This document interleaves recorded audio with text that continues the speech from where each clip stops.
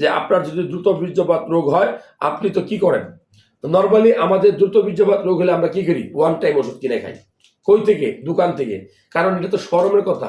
এই শরমের কথা কি ডাক্তারের কাছে বলা যায়? না, বলা যায় না। ভাইয়ের কাছে বলা যায়? না, বলা যায় না। বাপের কাছে বলা যায়? না, বলা যায় না। এমনকি বউয়ের সাথেও বলা যায় না। হায় হায় হায়, এই লজ্জার কথা কেমনে বলে? কিন্তু সংসার, রাতের বেলা গালিগালাজ।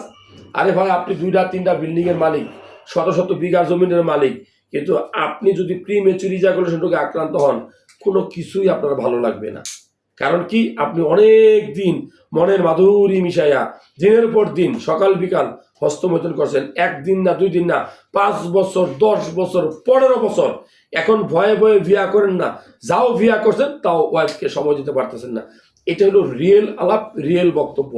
আমি বলবো আপনি অবশ্যই, আপনার পাশে অনেক ভালো ভালো ডাক্তার আছে, ডাক্তার দেখাবেন। অনেক ঔষধ আছে বাংলাদেশে এখন, যে ঔষধগুলো সেবন করলে আপনি প্রিমেচুর ইজাকুলেশন রোগ থেকে রেহাই পাবেন।